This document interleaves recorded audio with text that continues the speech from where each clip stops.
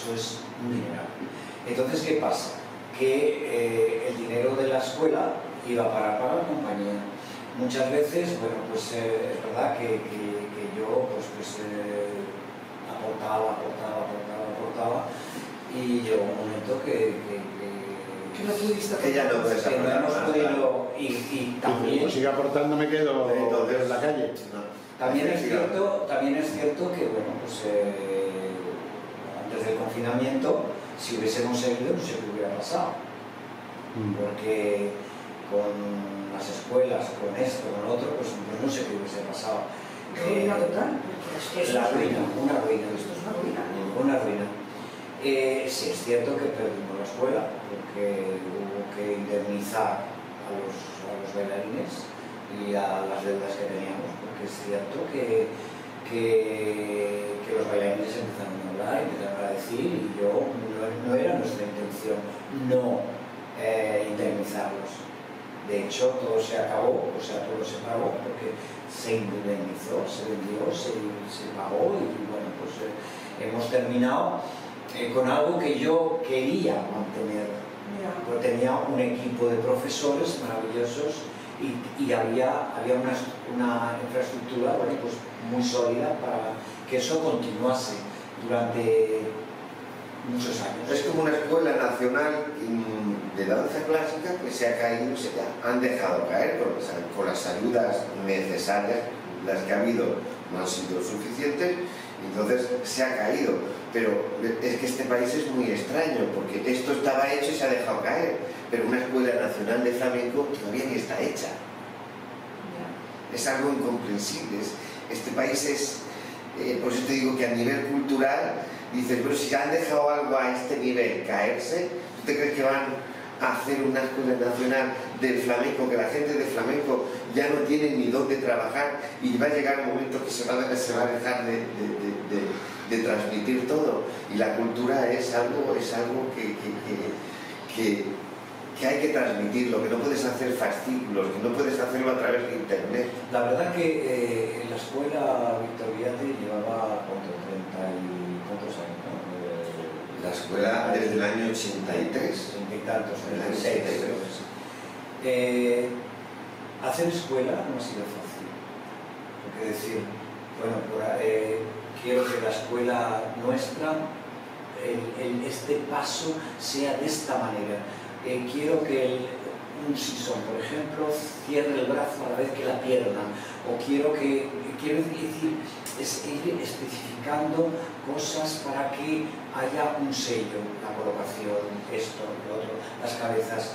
Es decir, todo ha sido muy costoso en cuanto a tiempo y en cuanto a formación, porque una coreografía tú la haces y al mes y medio ya tienes el resultado, pero una escuela, la formación de un bailarín son 10 años, 8 o 10 años, luego formar escuelas son muchos años, y yo quería que España tuviese lo que otros países tenían, pues la escuela rusa, o la escuela danesa, o la escuela italiana, es decir, y eso se lo han dejado caer.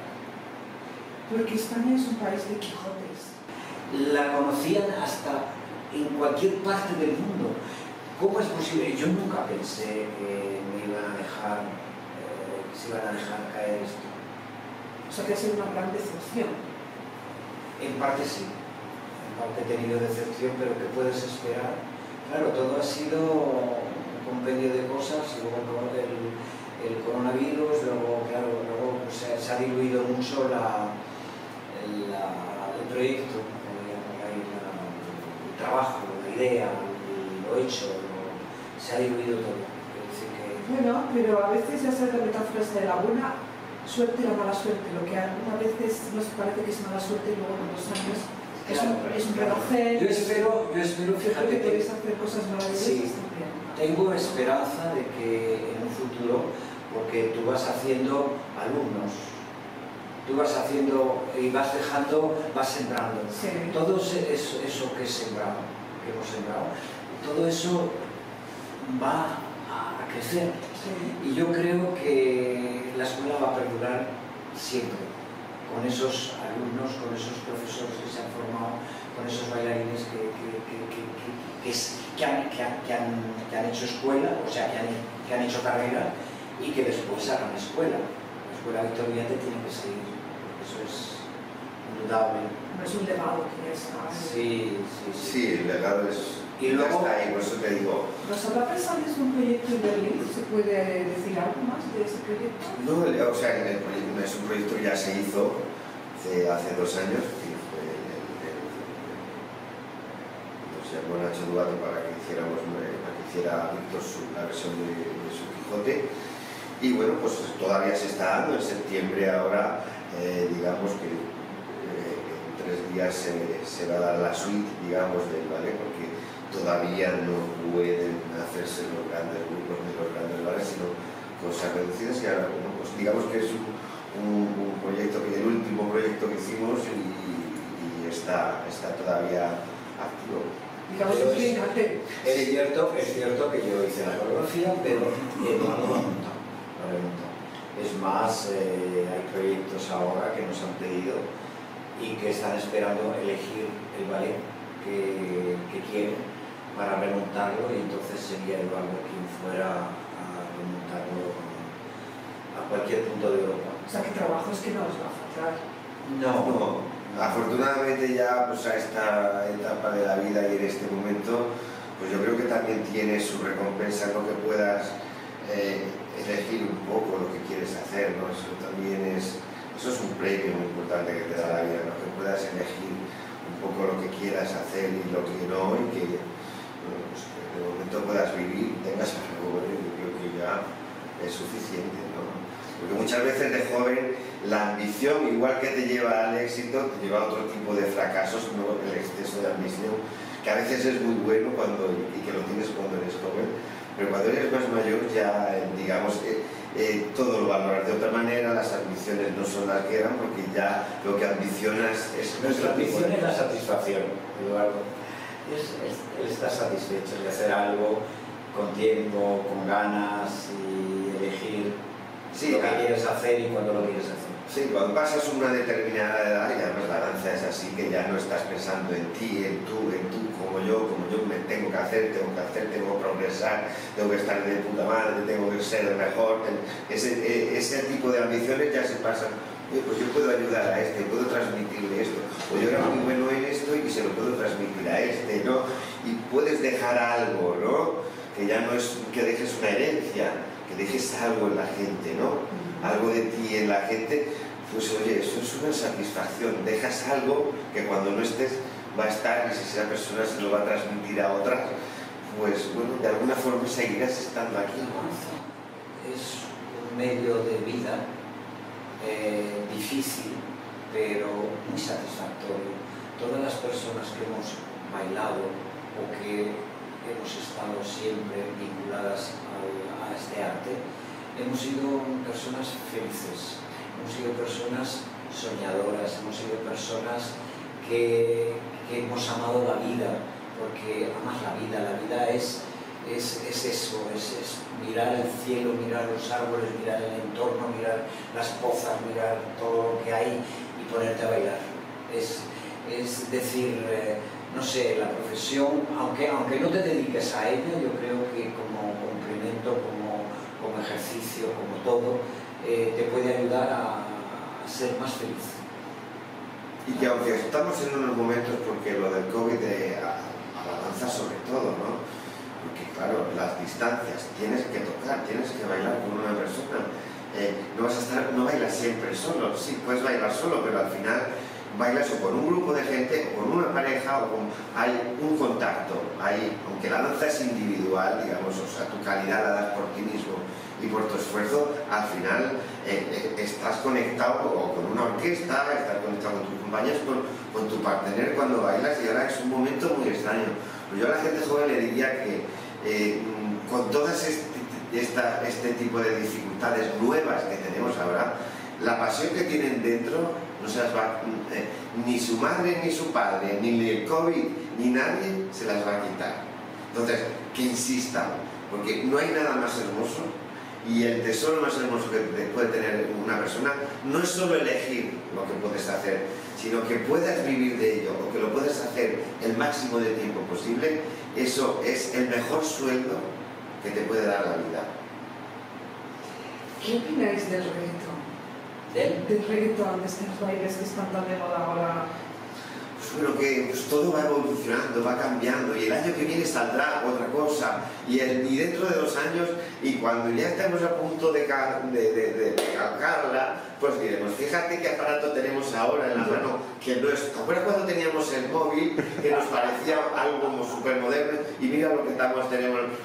Es que todo va cambiando tanto, y la danza hace pues un siglo las piernas no se subían a más de 45 grados, y ahora el que no las sube a 180, que se olvide. Todo va cambiando, la concepción, lo que es la plasticidad, lo estético. Ahora lo que era moderno se está convirtiendo en clásico, y el clásico ya está dejando de ser, las escalas de valores están cambiando, ya lo clásico no tiene valor. La evolución. Todo está cambiando, tenemos que adaptarnos a ello. Lo que sí es fundamental, y creo que para las culturas, es el respeto a lo que se va haciendo. ¿En qué ha contribuido eso que ya no te interesa a lo que tú conoces ahora?